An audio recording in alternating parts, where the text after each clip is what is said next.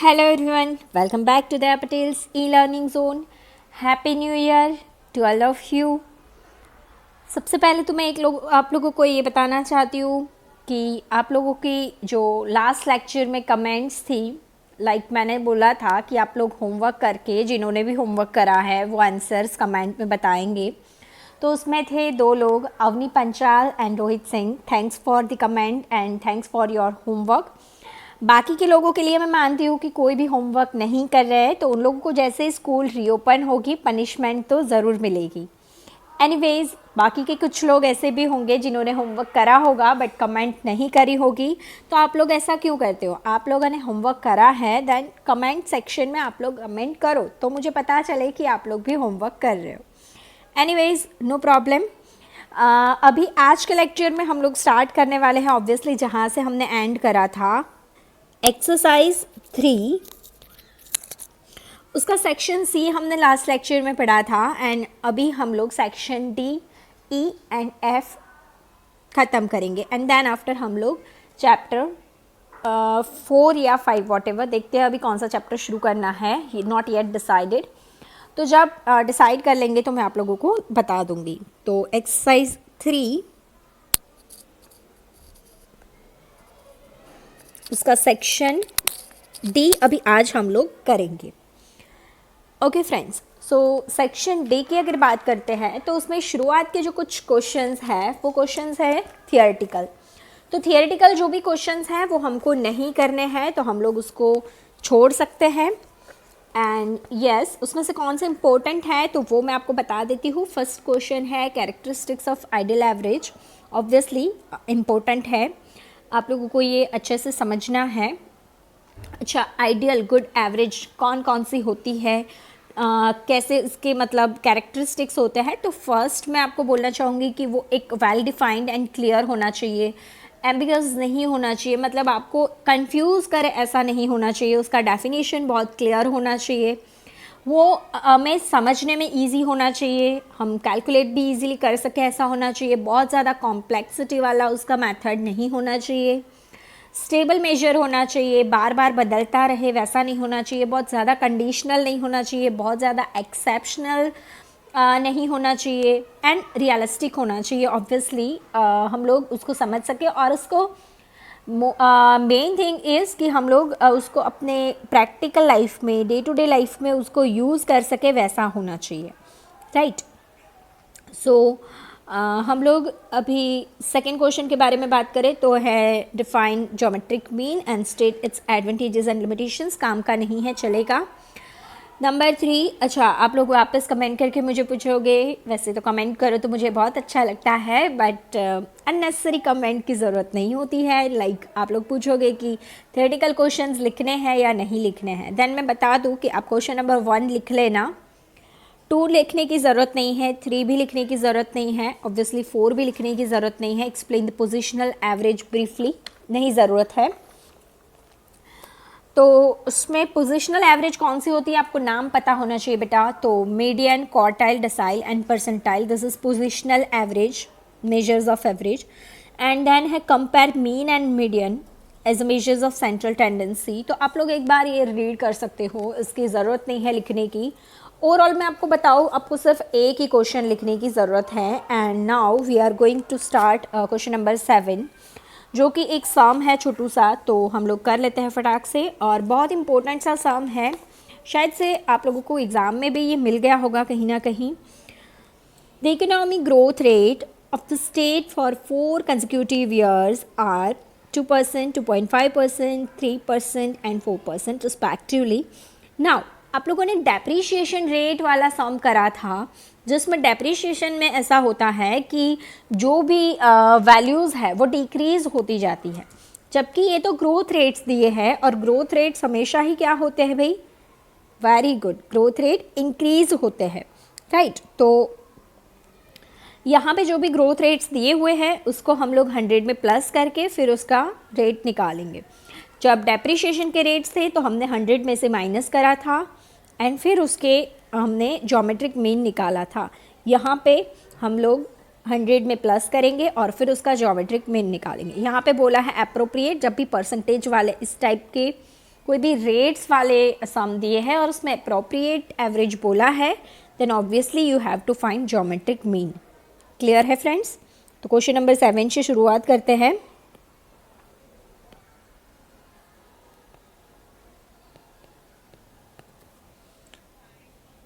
यहाँ पे आपको 4 अलग अलग रेट्स दिए हुए हैं। तो हमारे x1, x2, x3 and x4 कुछ इस तरीके से होंगे। जो भी रेट्स दिए हैं हमें उसको 100 में ऐड कर देने हैं।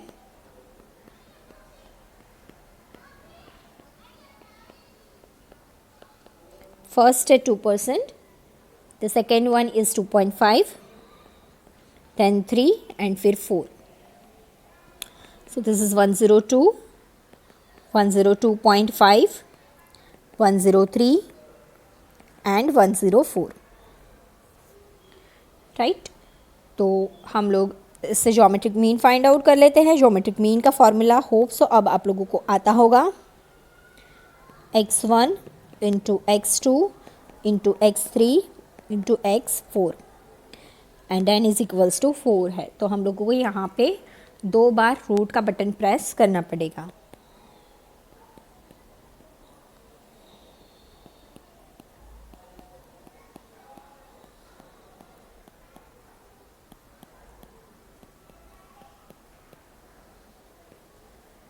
सो फर्स्ट ऑफ ऑल हम इन सब का मल्टीप्लिकेशन कर लेते हैं। मल्टीप्लिकेशन करेंगे तो आंसर क्या आता है बताओ।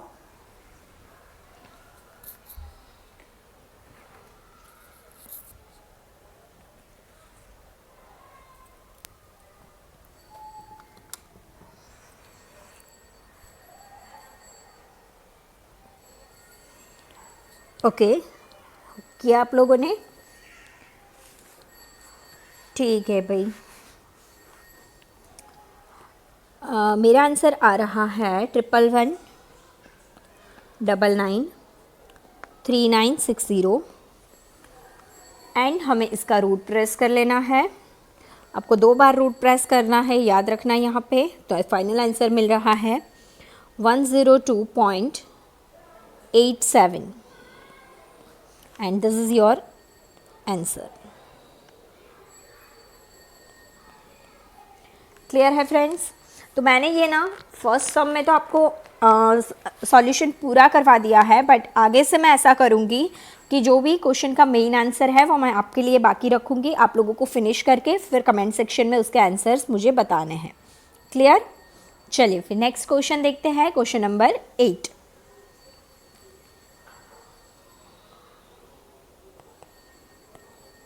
क्वेश्चन नंबर 8 में क्या कहा गया है? Find D7 and P15 from the following data about daily sales of the mobile phone shop and interpret them। हमको D7 and P15 find out करना है एंड इसके लिए हमको एक डिस्क्रीट फ्रीक्वेंसी डिस्ट्रीब्यूशन दिया हुआ है। तो हम लोगों को पहले तो क्यूमुलेटिव फ्रीक्वेंसी फाइंड आउट करनी पड़ेगी। इसके लिए हमको एक टेबल की रिक्वायरमेंट रहेगी। हम एक टेबल ड्रॉ कर लेते हैं।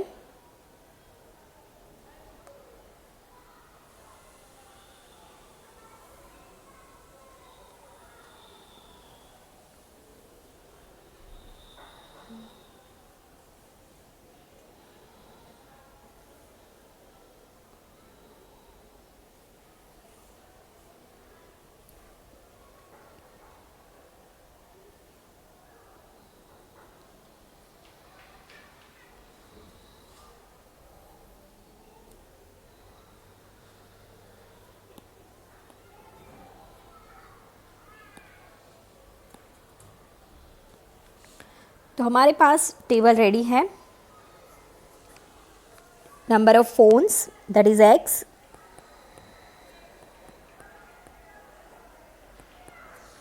एंड नंबर ऑफ डेज जो है y, सॉरी जो होता है f। एक्चुअली 12th में x एंड y की जोड़ी होती है, सो मेरे से गलती से y लिखा गया। एंड लास्टली हमको फाइंड करना है CF that is cumulative frequency 4, 6, 7, 8, 10 and 12, 4, 6, 7, 8, 10 and 12, और उसके सामने क्यूमुलेटिव आपको फ्रीक्वेंसी दे रखी है 3, 9, 15, 23, 8 एंड 2, एंड हम लोग क्यूमुलेटिव फ्रीक्वेंसी फाइंड आउट कर लेते हैं फर्स्ट ऑफ ऑल। तो 3, 9 मतलब 12, 15 27 और 23 मतलब 50 एंड 58 एंड 60। That's it. तो हमको यहाँ पर अब टेबल हमारा रेडी है, n इज़ इक्वल्स टू मिल गया है 60, एंड टेबल रेडी होने के बाद अब हम लोग D7 and P15 find out कर लेते हैं। सो D7 इज़ इक्वल्स टू, अब आपको पता होना चाहिए कि जब डिस्क्रीट फ्रीक्वेंसी डिस्ट्रीब्यूशन है in that case n+1 divide by, ये D है तो उसका 10 और J मतलब आगे 7, तो ये चीज़ हमें करनी पड़ेगी। ठीक है, आप लोग भूल मत जाना, आगे आपको लिखना पड़ता है 7 observation. So 7 n is equals to मिला है 60 +1 डिवाइड बाई 10th ऑब्जर्वेशन 6.1, क्योंकि 61 है तो 61 डिवाइड बाई 10 मतलब 6.1 हो जाएगा। 7 इंटू 6.1 तो आपको मिलेगा 42.7 observation C in CF। Let's see in CF, अगर आप लोग इसको CF में देखोगे तो यहाँ पे मिलेगा आपको 50 के अंदर। सो योर D7 इज़ 8, ये चीज़ आपको खास ध्यान में रखनी है। 42.5 is not your answer, but आपका आंसर होगा 8, क्योंकि आपको उसका x जो होगा वो आपका आंसर होगा। ठीक है, नेक्स्ट हम लोगों को फाइंड करने का बोला गया है P15। सो P15 के लिए 15 n+1 divide by 100th observation and 15 60 +1 divide by 100th observation 15 into 0.61th observation. Friends आगे क्या आता है और उसको आपको CF में देखना है, जो भी आंसर आएगा वो। तो आपको यहाँ पे ये डैश फिलअप करना है। मुझे P15 का आंसर कमेंट सेक्शन में आप लोग बता देना क्या आता है। ठीक है, कर लोगे ना इतना? Very good. चलिए नेक्स्ट क्वेश्चन हम देखते हैं, that is question number 9।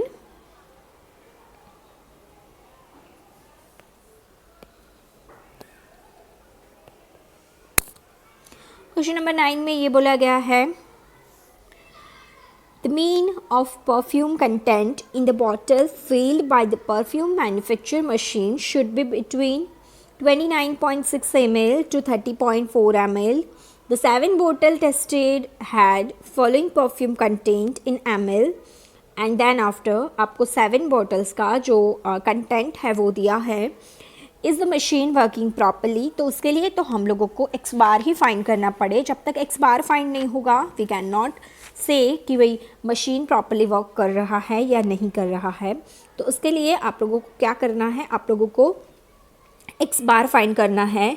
x बार की जो वैल्यू है वो यहाँ पे बोला हुआ है कि इट टेंड्स टू 29.6 टू 30.4। अगर इसके बीच में कहीं पे अगर आपको x बार की वैल्यू मिलती है then machine is working properly. Let's see क्या होता है। So x bar is equals to sigma x upon n, sigma x। तो उसके लिए हम लोगों को यहाँ पे इसके लिए हमको यहाँ पे सभी ऑब्जर्वेशन का टोटल करना पड़ेगा। 30.2, 28.9, 29.2, 30.1, 29.4, 31.3 एंड प्लस 31.4 डिवाइड बाय, क्योंकि ये 7 बॉटल्स हैं obviously n is equals to 7 होगा। टोटल अगर आप लोगों ने करा तो आप लोगों को पता होगा टोटल आया 210.5 अपॉन 7। सो इसका फाइनल आंसर मुझे मिल रहा है 30.07। अब बताइए कि ये 30.4 से बड़ा है या छोटा है। बहुत लोगों के आंसर बड़ा भी आएगा क्योंकि 4 एंड 7 में इतना ही फ़र्क समझते हैं ये लोग, बट ये 4 है, ये 0.7 है, सो ऑब्वियसली 0.7 छोटा है। So machine is working properly, machine is working properly. ठीक है, आप लोगों को नीचे ऐसी नोट लिखनी पड़ेगी because your question is the machine working properly, तो इसलिए आपको लिखना पड़ेगा yes the machine is working properly. ठीक है, आपको इसमें एक्स बार फाइंड नहीं करना था, आपको इसमें ये देखना था मशीन प्रॉपरली वर्क कर रहा है या नहीं। Is it clear? Okay, so next question number 10। Question number 10 में ये बोला गया है the mean of the marks scored by 34 boys in the class is 57। The mean of the marks of all the 60 students of class is 59। Find the mean marks scored by girls. तो यहाँ पे कुछ ऐसा है, एक class है जिसमें 60 students है, उसमें 34 बॉयज़ है, ऑब्वियसली बाकी की गर्ल्स होगी तो गर्ल्स हो जाती है 26, और आपको यहाँ पे बॉयज़ का एंड टोटल स्टूडेंट्स का मीन दिया हुआ है और आपको गर्ल्स का मीन फाइंड आउट करना है। तो आप लोगों को पता होना चाहिए जब इतने सारे मीन की बात हो रही है तो ऑब्वियसली बात हो रही है, वेरी गुड, कंबाइन मीन की, है ना। तो हम लोग कंबाइन मीन फाइंड आउट करेंगे यहाँ पे। नो, कंबाइन मीन हमको ऑलरेडी दिया हुआ है, इसके ऊपर से हम लोग गर्ल्स का मार्क्स का जो स्कोर है उसका मीन फाइंड आउट करेंगे, दैट इज़ x/2। तो यहाँ पे एग्जैक्टली क्या क्या चीज़ें दे रखी है देखिए, n इज़ इक्वल्स टू दिया है 60 एंड n1 दिया है बॉयज़ मतलब 34, सो n2 हो जाता है 26। Hope so you are understand, ये मैंने फाइंड आउट करा है। नेक्स्ट आपको x/c दोनों का ही दोनों मतलब टोटल स्टूडेंट्स के मार्क्स का स्कोर का मीन दिया है 59 एंड बॉयज़ के मार्क्स का एवरेज दिया हुआ है, दैट इज़ x/1, वो है 57। तो गर्ल्स का मतलब सेकेंड क्लास जो है उसका हम लोगों को x/2 निकालना है। क्लियर है फ्रेंड्स इतना? अब बहुत ही इजी है, आगे तो सिंपल फार्मूला रख दो and that's it. x/c is equals to, formula तो याद होगा ना, n1 into x/1 plus n2 into x/2 upon n1 plus n2। Right, इसमें से हमारे पास लगभग सारी वैल्यू है एक्सेप्ट x/2। x/c ऑलरेडी है 59, n1 34, x/1 57 and n2 26 into x/2 नहीं है जी, ढूंढना है, एंड n1 n2 तो है 34 प्लस 26, दैट मीन्स 60। अब ये 60 ये 59 के साथ मल्टीप्लाई हो जाएगा यहाँ पर, ठीक है। तो 59 इंटू 60 इज इक्वल्स टू, ये 34 इंटू 57 अगर करोगे कितना आएगा 1938 प्लस 26 इंटू x/2, ठीक है।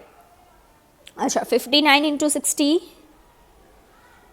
3540 एंड ये इधर अब माइनस में आ जाएगा, 1938 is equals to 26 into x/2। Clear है?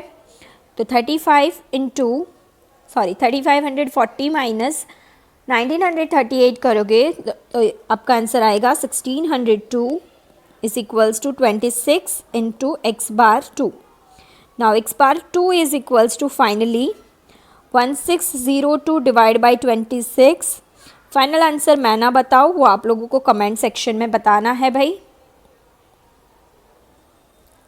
क्लियर है?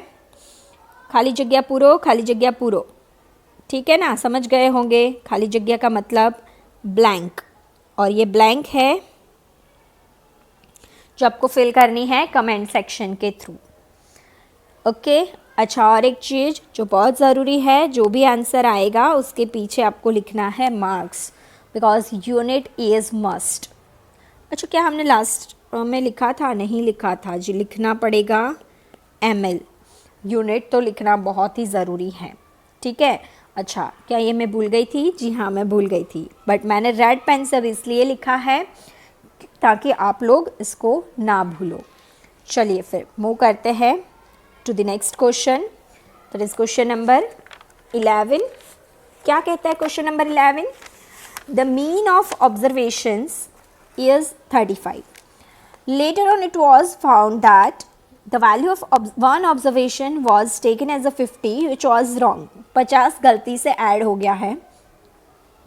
Find the mean of remaining observations by excluding the wrong observation. हम लोगों ने आगे इस टाइप के सम्स किए थे, बट उसमें हमें रिप्लेस करना था, बट इसमें पूरे 50 को निकाल ही देना है, ये फ़र्क है।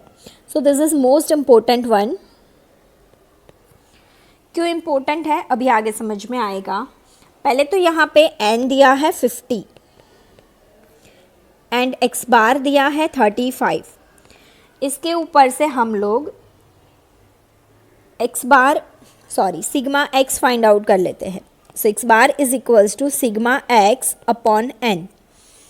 x बार है 35, सिग्मा x ढूंढना है भाई, ये तो नहीं है, n है 50। सो 50 into 35 that is 1750।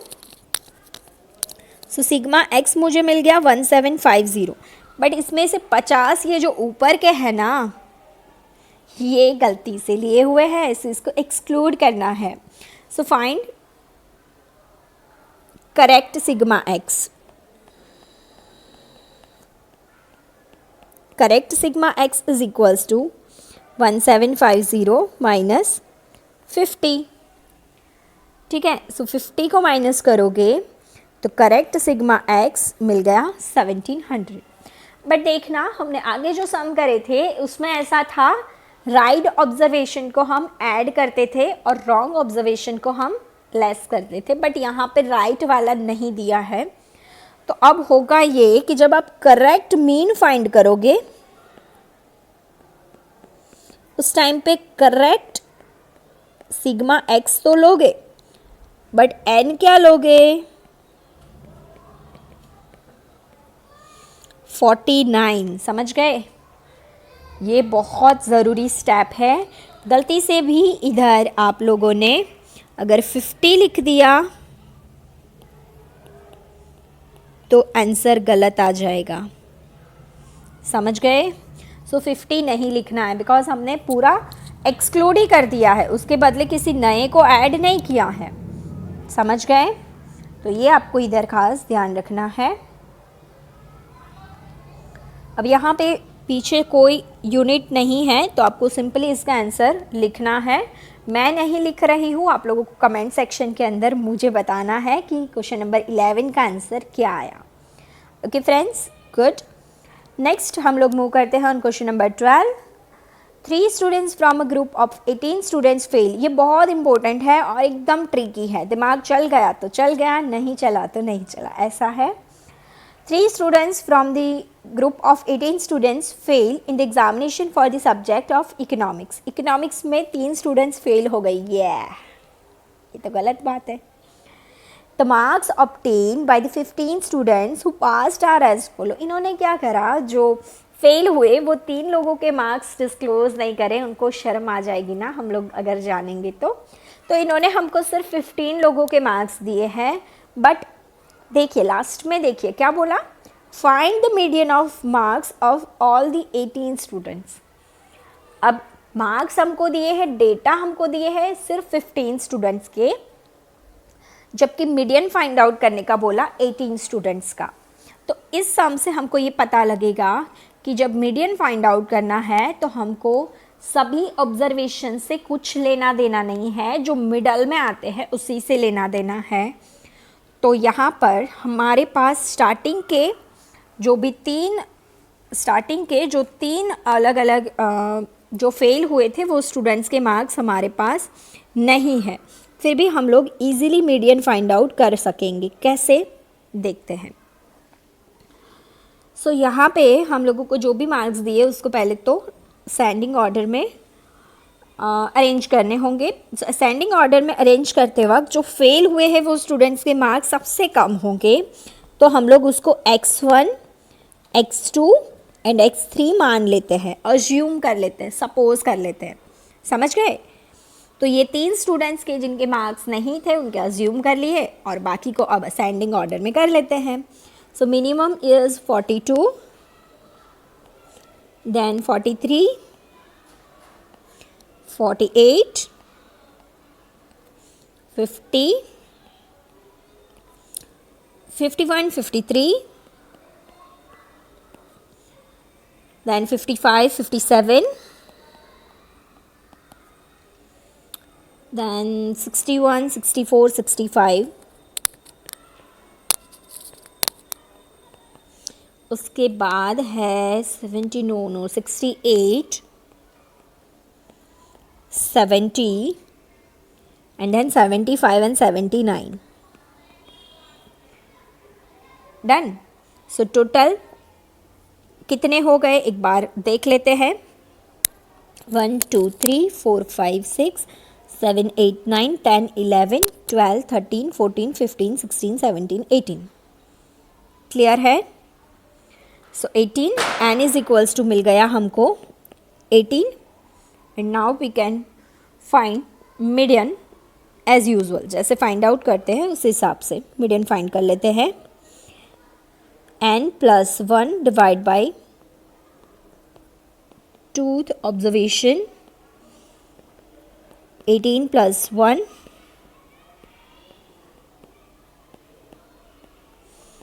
19 plus 2, 19 divided by tooth observation and 9.5 fifth observation। अब 9.5 है तो हम लोग ना तो 9 ले सकते हैं ना ही 10 ले सकते हैं, तो हम लोग दोनों की वैल्यू को ऐड करके उसकी एवरेज ले लेते हैं। So median is equals to 9th observation plus 10th observation divide by 2। 9th observation is, देखिए ये 3 4 5 6 7 8 9 53 55 53 55 डिवाइड बाई 2।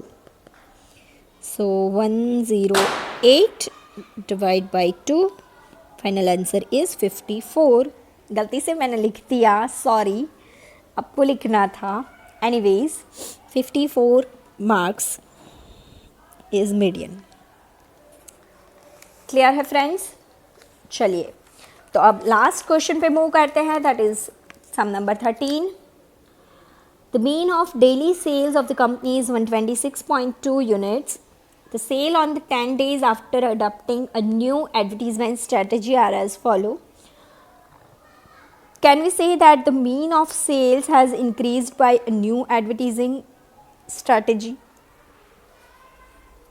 तो वो तो तभी पता चल सकता है जब मीन फाइंड आउट करें, right? Again mean find out करना है। क्वेश्चन नंबर 13, अगर मीन हमारा 126.2 से बड़ा आता है तो ये जो एडवर्टीजमेंट पॉलिसी है वो अच्छे से वर्क कर रही है, ऐसा बोल सकते हैं। तो इसके लिए आपको x बार निकालना ही पड़ेगा। x बार का फॉर्मूला ये रहा, x bar is equals to x sigma x upon n। Sigma x जो है ये मैं यहाँ पे लिख देती हूँ, आप लोग करके बताओगे मुझे। 156, 125, 162, 153, 130, 124, 127, 142, 149 and 121. Yes, and divide by 10. सो जो भी आंसर आएगा उसको आपको डिवाइड करना है 10 से। आप लोगों को कमेंट सेक्शन में मुझे बताना है कि इनकी एडवर्टीज़मेंट पॉलिसी काम करी या नहीं करी। अगर इनका जो भी आंसर आता है वो 126.2 से बड़ा है देन न्यू एडवर्टीज़मेंट पॉलिसी काम करी है, अदरवाइज़ नहीं करी है। क्लियर है? सो फ्रेंड्स, आज के लेक्चर के लिए इतना रखते हैं। नेक्स्ट लेक्चर में सेक्शन ई के साथ जल्द ही मिलते हैं। तब तक के लिए bye, thanks for watching, take care, घर में रहो, सुरक्षित रहो। जय हिंद, जय भारत।